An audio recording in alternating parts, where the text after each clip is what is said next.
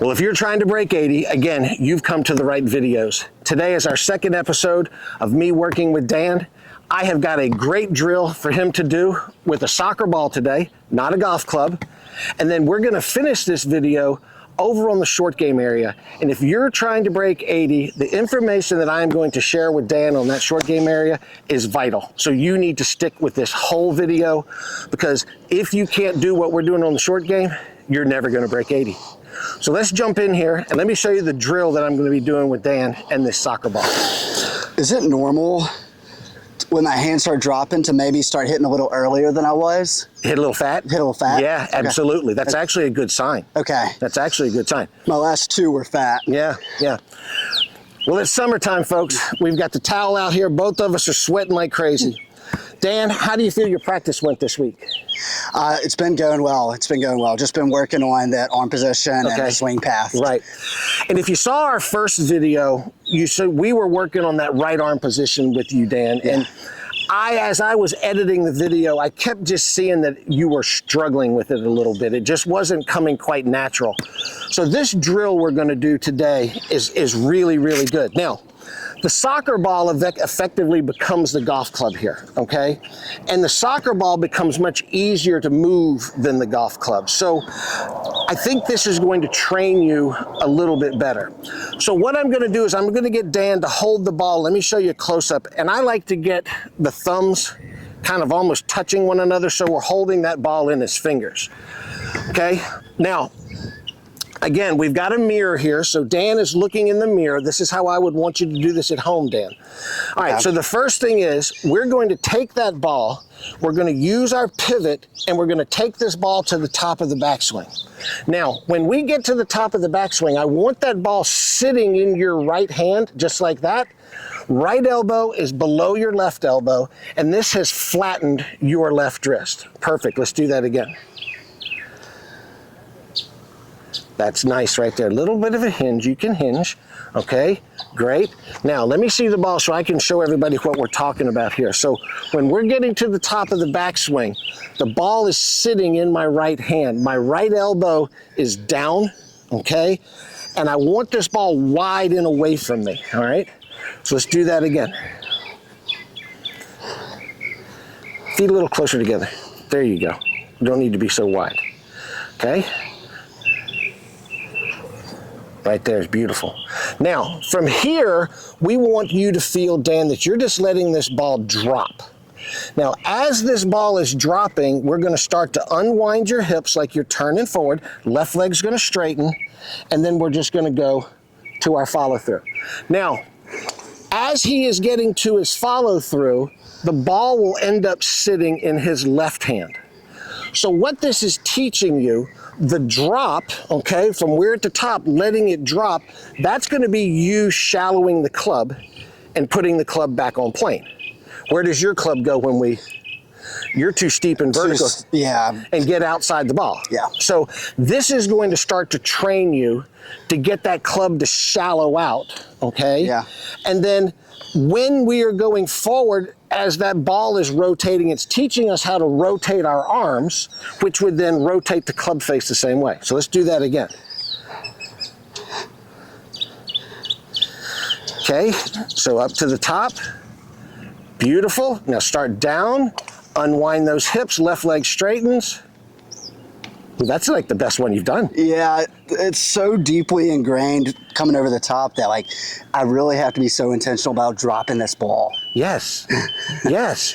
Great point. See, the old habits are there. Yeah. And you have to be conscious of what we're doing in the new habit. We're trying to create a new habit, a new motion. And so, again, this is why I love this ball. We're away from hitting the ball. You're just focusing on the motion. Yeah. Yeah. And it's not easy. No, it's not. Almost drenched in sweat. It's been 10 minutes. I know it. I think that's just Mobile. Yeah. It ain't, it's not cold. Very good. Down, unwind. Beautiful. Beautiful. Now, what I would want you to do, Dan, is add this to your at-home work. Okay. In front of a mirror, any type of ball. I just happen to have a soccer ball. It can be a little small basketball. It can be a soccer ball, a volleyball. Just go to the you know, whatever your toy store is and just get a little kid's ball. Okay. Anything that you can just hold, because again, the more we can do with this ball, the better. So as you'll start getting used to this, then you can speed up. I'll do this facing it. So then it can be here and there. Okay. So we're working on the rhythm, and the ball stays in front of our chest the whole time. So look, it's in front of my chest in the backswing. It's in front of my chest in the downswing. It's in front of my chest in the forward swing. So we're really learning to move the body, the arms, and the club meaning the ball, together. Good. Now I don't like, there you go. You felt that one. Yeah, I felt. Okay. That's it. I got a bug attacking me. Beautiful. Let's do that one more time.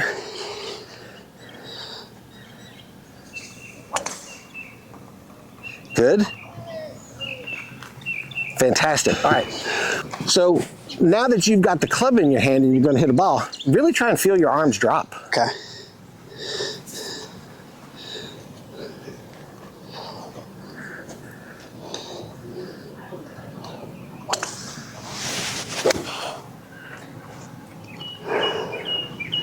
Not bad. Yeah. Not bad. Do it again.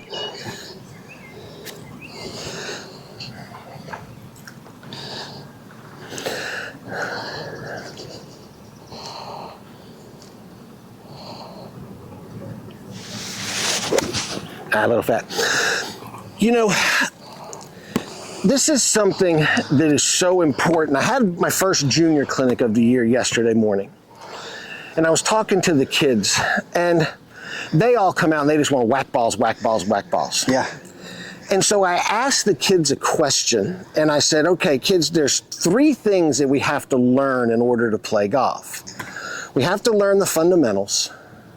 We have to learn skills, okay? And when I say skills is what we're going to be doing on the short game, being able to hit a chip shot and land the ball on a certain target, okay? Yeah. Skill is being able to make a swing that's the right size and the right speed for the shot you're going to hit. Skill is being on the putting green and you've got a 30-foot putt, being able to roll the ball 30 feet. Yeah. Okay? So fundamentals, skills, and then the last one is score, and score is being able to go to the golf course and shoot a score.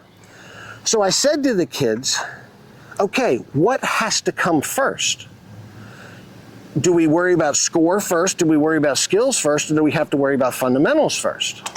It's got to be fundamentals. Got to be. And every kid got it right. It's if I've got 7, 8, 9-year-old kids out here and they're getting that right, it's got to be pretty easy. Yeah. I said, okay, so then what has to come next? It's got to be the skill. Skills. Yeah. And then the final thing is you use the fundamentals with the skills, you go learn to play on the golf course to shoot a score. Well, everybody that's playing golf tries to skip the fundamentals part. They want to go really straight to score. Yeah. They almost try and skip the skills. They just think they can think about a skill and perform it. Right. And so, but we've got to get this. So that's why drills like this are so important, because you're away from the golf ball and you're just focusing on the fundamental. Yeah. And if it takes you 2 weeks to develop the fundamental, who cares? Yeah. I mean, folks, guys, everybody that's watching, think about how long you've been playing golf and think about how long you've been trying to break 80. If this took 2 weeks, how many years have y'all wasted playing golf and trying to do it the wrong way? That's what I've been thinking about recently, is how many years I spent doing exactly what you described. The last 10 years I've spent just trying to get better on the golf course. Right. And I haven't improved. Right. Like, I mean, maybe like 3 to 5 strokes here and there just because you get a little better at like certain aspects. That's right. But then your ceiling is so much lower. That's right. Like, I couldn't get any better than like a 90. Right. Or whatever that is for me. Well, and that's right. It's whatever anybody's number is. Yeah. It's your skill set is only going to allow you to shoot a certain score. And therefore, if we want to change the skill set, we got to go look at, do you have the fundamentals to perform the skill that we need to lower the score? Yeah. And so it's very important, and that's why the way that I'm getting Dan to learn, and it's the way I get everybody to learn, because it's the only way to learn, in my opinion. Yeah. This is my opinion. It's the way I was taught to teach. This is the only way to improve and learn the skills. Well, let's do it right. Let's do it right. Yeah, let's do it right. Hit me one more. Then we'll go do the short game stuff. Oh, my ball spinning skills are weak today. It's the camera. I know, I'm choking in front of the camera. There we go. Like little Harlem Globetrotters over here.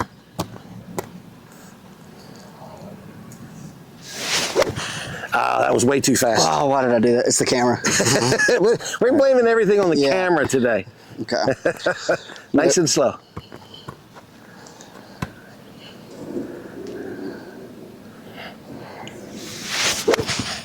That was still a little quick. It was a little quick. Can I do one more? Now, you can do one more, yeah. We got nothing but time. I don't know how much time the viewers have, but you know, they want to see you hit a good one.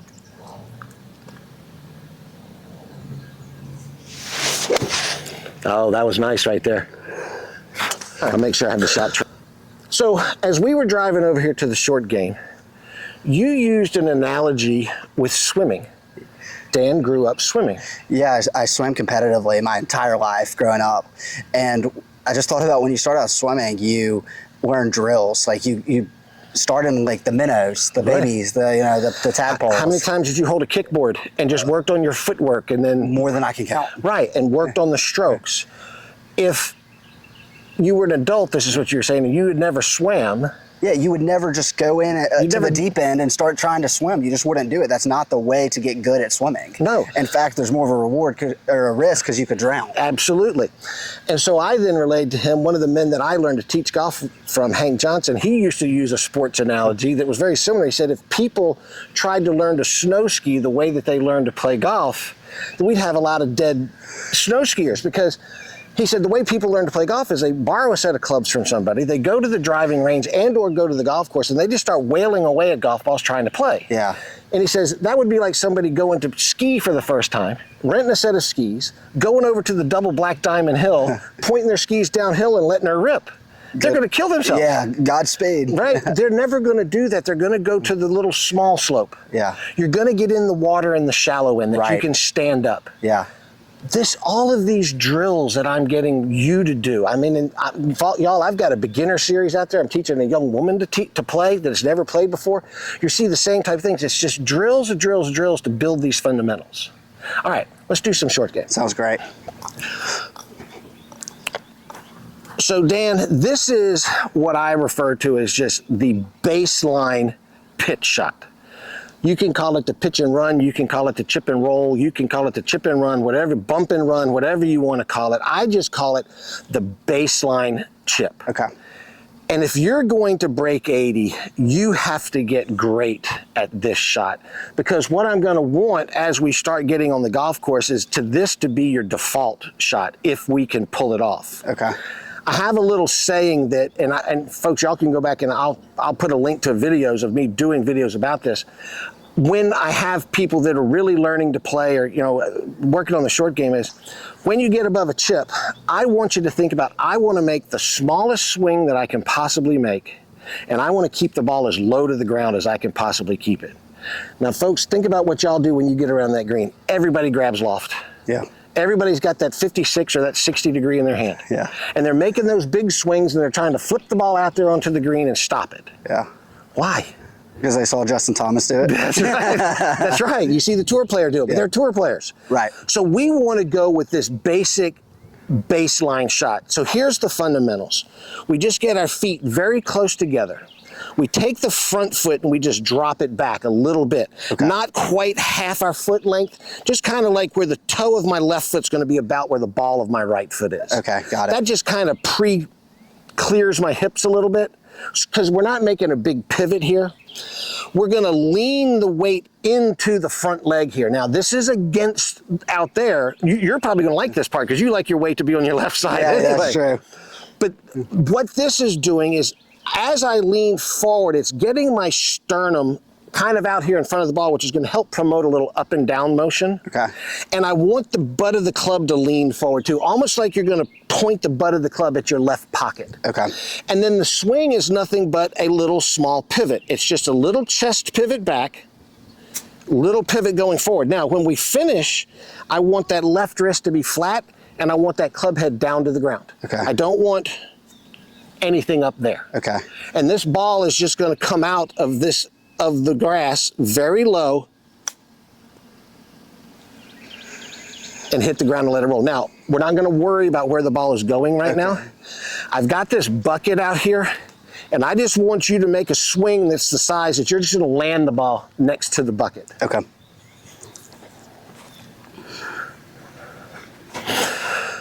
So if you want to make a couple practice swings, it's not a bad idea to kind of put your eyes right out here and get a feel for how hard you need to hit that shot. Good.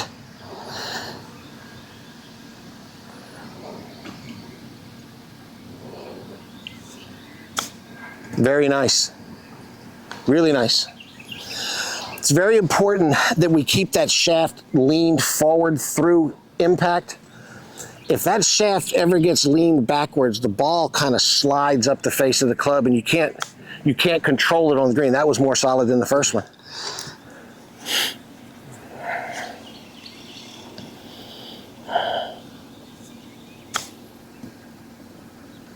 Okay, now that one you let that shaft lean backwards a little bit. And I know, folks, you can't see where the balls are ending up. I'm going to show you in just a minute.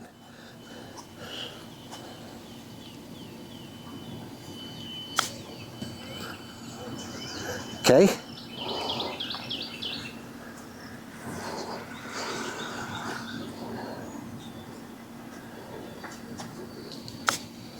Nice. Simple. This is so simple. Your mistakes are going to be so minimal when you're out here playing. That was a really good one.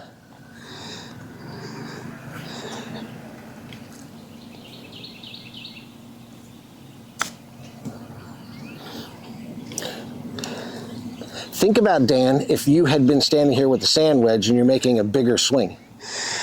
They'd be going all over the place. Yeah, it becomes harder to hit the ball solid. Yeah. This is why I want a little swing. A little swing, we just can hit it solid almost every single time.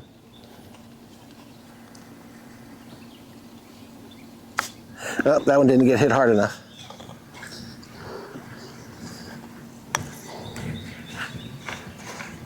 There you go. Beautiful. Beautiful. Hit one more. Okay.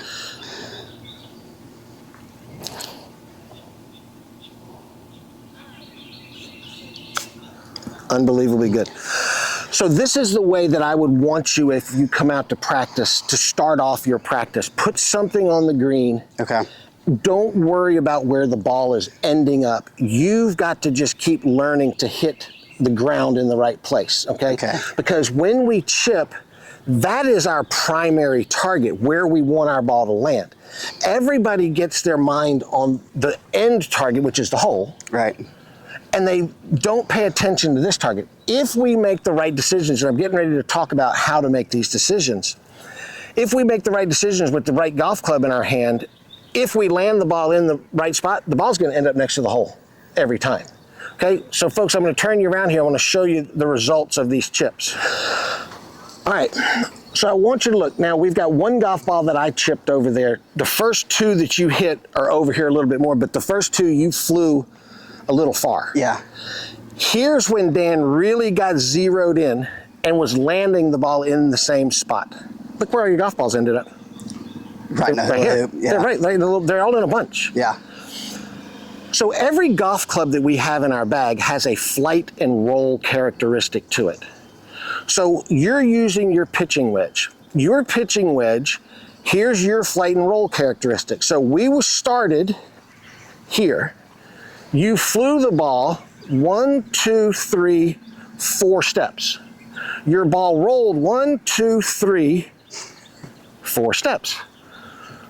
Your pitching wedge is your 50-50 club. Yeah. However far you fly it, it's going to roll the same distance. Yeah. kind of handy information to Yeah. know. Very handy information to know. Yeah. Okay? So what I want you to do is I want you to go get your 8-iron now. Okay. And actually, bring your 9 and your 7. Okay. Okay?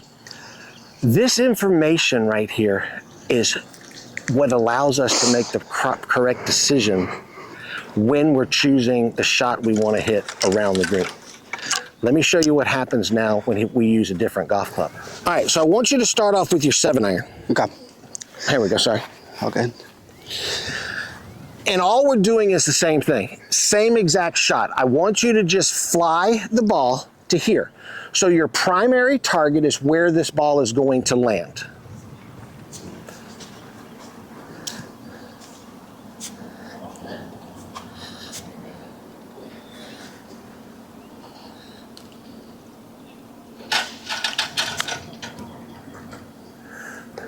Okay, keep that shaft leaned a little more forward as you come through the ball. Okay. Don't let it get leaned backwards as much.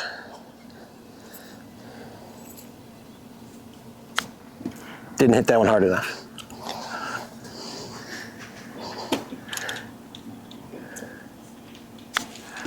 Okay, now you're not flying it far enough. You're landing a little bit short. Fly it a little bit farther. It's funny, everybody gets that longer club in their hand and they're scared to hit it.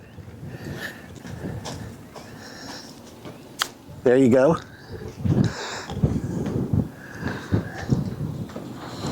Oh, that breeze feels good right So there. good. Oh my God.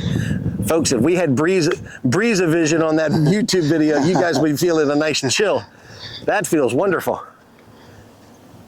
Probably means we're gonna have a thunderstorm here in a little bit. Oh my gosh. Uh-oh. Started thinking about everything but contact. Okay, one more nice one with the 7. Very nice. Okay, now, let's hit the same shot with the 9.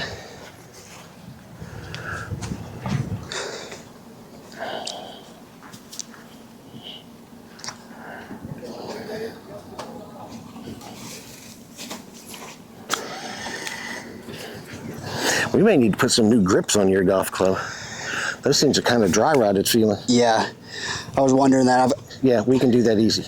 Look, hit the spot. That last one you flew too far. There you go.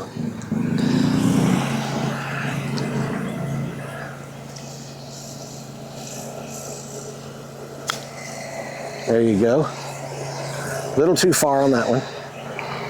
Solid though.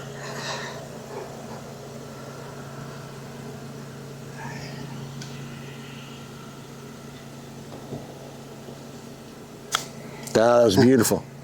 Okay, so the 2 9-irons that you hit real solid and landed right there, okay? They both ended up right next to each other. The 7-irons that you hit are out there in a group. Now, Yeah. it's a little more difficult to control that 7-iron to start with as far as its distance control, but you'll get better. But let's step this off again. So we know you're flying at 4 steps. Right. Because you're flying at the same distance you were flying the pitching wedge. So now the 9-iron rolled 1, 2, 3, 4, 5, 6 steps. The 7-iron rolled 7, 8, 9, 10 steps. So you got to get these ratios in your head. So your 9-iron was kind of your 1/3, 2/3 shot, wasn't Yeah. it? You flew at 4, it rolled 6. Yeah. That's 1/3, 2/3. Yeah. Okay? Yeah. No, that's not right. That's Or- 2/3 and it flew. So it was 10. It flew 40%. So it was in the air 40%. It rolled 60%. Yeah. Okay, that's Yeah. better. Better thinking there. My thirds were off. So it flew 40%. It rolled 60% of the total Yeah, distance. yeah, Okay. yeah, right. The 7 rolled. What did we say? 10. 10. So total distance was 14. Yeah. So it flew 4 of the 14 and rolled 10 of the 14. Yeah. So, Yeah, but what you'll eventually do is you get these numbers in your head, and then when you walk up to the edge of the green and you've got a shot, you just look, okay, I want to land it here. It needs to roll there. Well, that's flying 30% of the way and rolling 70% of the way. That's my 8-iron. right. or it's flying 40% of the way and it's, or 60% of the way and it's rolling 40% of the way. That's going to be my sand wedge. Okay. Hey, I'm flying it this far and it's rolling the same distance. It's a 50-50 shot. That's my pitching wedge. Yeah. Now you make that decision. It puts so much confidence in you standing up above that shot. That makes sense. And we're making a very small swing. You really only hit one bad shot out of all of those. Yeah. You had some that you missed your landing spot a little bit, but there was no disasters out here. Right. We didn't have one ball zing across the green. Yeah. We didn't chunk one that we ended up chipping again. And so it's a risk-free shot, okay? So we're gonna pick these up. We're gonna go put you in some different spots. Okay. And we'll let you choose the club that you wanna do, and let's look at the results. That sounds great. All right, so we got a scenario here. Ball's just off the green. The hole is the bucket, okay? The bucket is right behind the hole. So we always want to get this ball on the ground as quickly as we can. So we want our closest, safest landing area, which I think is right about here. You don't want to land it too close to the fringe, because if you hit it a little bit too soft, it lands in the fringe and it's going to bounce differently. Yeah. So give yourself a nice, safe target. So our target is 1, 2, 3, 4, 5 steps. Then the hole is another 1, 2, 3, 4, 5, 6, 7, 8, 9 steps. Okay? So thinking about the 3 clubs that we use. Now, I will say this, folks, you got to factor in downhill and uphill in these shots as well. Definitely not a pitching wedge. Yeah. Because we were only flying at 5 and rolling at another 9. I like 7-iron here. I don't, because of the downhill. Okay. I think this is a 9-iron. Okay. And because once this ball gets out on the green, it's going to break a little to the right. Okay. So again, now all you're doing is getting your focus right here where you want to land it. Okay. Hit the ball solid, land it here. We've made the decision that's going to get the ball next to the hole. Okay. Okay? We don't have to worry about getting the ball next to the hole. Okay? Right here.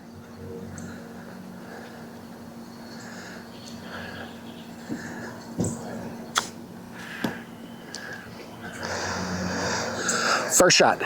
We did not do any practices. We did not do any takeovers. That was the first one. He is 2 feet left of the hole. I call that an up and down.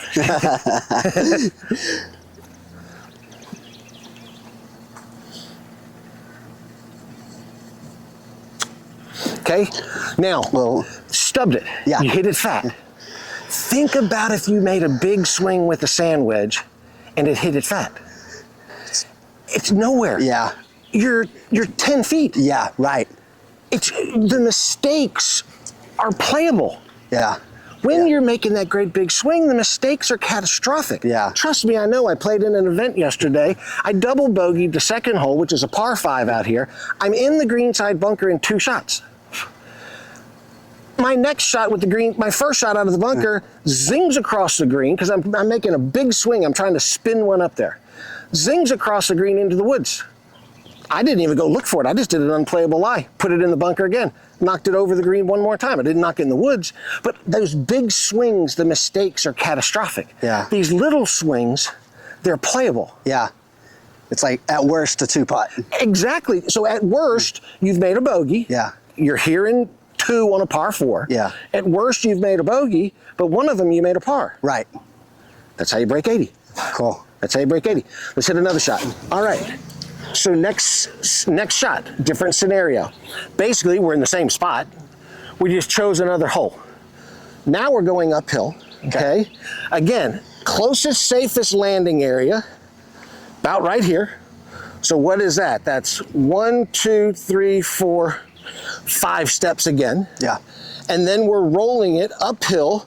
1, 2, 3, 4, 5, 6, 7, 8, 9, 10, 11, 12. What club is it? Thinking 7-iron? I love the 7-iron. Okay. I think it's exactly the 7-iron. Okay. So, y'all that grab your 7-iron and hit your shot, Dan, but y'all that get attached to one golf club, Think about this. If you were attached to the pitching wedge, well, now you've got to fly the ball this far. The longer the ball's in the air, the greater the risk of error. And what target is going to be easier to hit? One that's right here or one that's right here? The closer target. The closer every time. target. Yeah. We're making the shot simple. And God knows this game's hard enough without us making it harder. Oh, man. Okay, so very soft, just pitch your landing spot.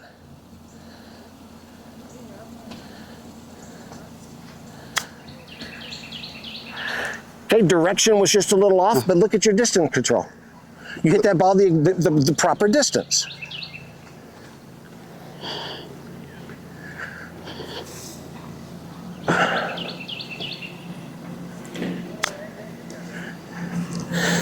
It's a little firm. Get it aimed a little farther left.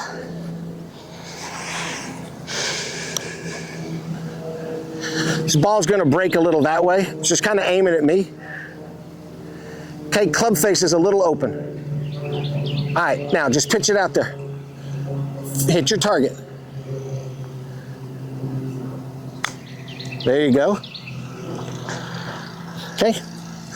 So you're going to play around with this. Yeah. But this is how you want to practice. The people that get up around the green, they take that shag bag and they dump that whole shag bag out and they just stand there and hit the same shot over and over and over again. What are they learning to do? Hit that shot. Right. And they end up with balls all over the green. Balls are now banging into one another. They can't figure out what's going on. Take a couple of golf balls, take a couple of clubs, pick different shots, and use the proper club. Yeah. Simple. Yeah. And you're now kind of practicing game time scenarios. I mean, it's like you're out on the golf course. Hey, let's see how many times I can get this thing up and down. Yeah, it makes me slow down a little bit because it's more realistic. Yeah, and again, you'll get good at these decisions, and the decision will start to take 5 seconds. You know, and it's as you're walking up to the green. So if I was approaching this shot from over here, I'm looking and I'm going, okay, there's my ball. I want to land it here. It's got to roll there. And I'm just visualizing what club I need to use. And it's like, all right, well, that's my 7-iron. That's my 8-iron. This probably would have been more of an 8-iron than a 7-iron. We didn't have your 8. Yeah. But use the pitching wedge, the sand wedge, the 9-iron, the 8-iron, the 7-iron. I've chipped with a 4-iron on the golf course before. Okay. That was a big, huge green, but Yeah. you know, It called for it. absolutely, it's right. But my swing is so small that I just don't have catastrophic errors. Because you're doing that same swing. That's it. It's the same swing using different golf clubs, Yeah. getting different results. And what everybody wants to do is they like to use one golf club, use multiple different swings to create different shots. Yeah. I'm going to be better this way. Yeah. And by the way, everybody, comment. What do you think of my shirt today? I think that's awesome. It's the first thing I noticed. One of my junior students gave this to me. The Chubbies is the name of and actually which fits me quite well, Chubbies, name of the company. And they did a limited edition master shirt. So this is the azalea blossoms and pimento cheese sandwiches right there. That's sweet. All right, well, that wraps up our lesson for this week. We did a great drill on the driving range that you can now do at home with the soccer ball. Yeah. And after he said, when I was saying what kind of ball to use, he said exactly what I said. He says that the grandparent gave his son a little play ball, the one that comes in the big basket at the toy store. Exactly. That's what I was thinking of when I was trying to say your toy store. Just get one of those if you don't have one. Lots and lots in the mirror, okay? Yeah. And then get around the green over here. Okay. And just really start using different clubs. Pick your proper landing area. Figure out how far that ball's going to roll. This right here, the back half of this lesson, this short game stuff, just think about when you're on the golf course. This could save you 5, 6, 7, 8 shots around. Well, if you're shooting 88, and this could save you 5 shots around, well, that just took you to 83 without any swing change. It's huge. Without hitting the ball any better. So, big. Yeah. All right, you get it? Yeah. Great. Sounds awesome. Folks, thanks for coming in and watching. Just keep following Dan's progress here because we're just going to keep diving more and more into the things that you have to do to break 80. And again, we're going to eventually get out on the golf course and put it all into practice. And hopefully we get Dan breaking 40 for the first time on the 9-holer. Would that be awesome? All right, folks, hit that subscribe button. Make sure you hit that notification bell so you know when I put up another video of Dan. And if some of you feel like you're a little more beginner for this, go back and check my beginner series with a young lady named Jonna. Watch that one. I think you'll enjoy that one as well. Dan, we'll see you next week. Sounds great, Mike. Thanks, buddy. Yeah, thank you.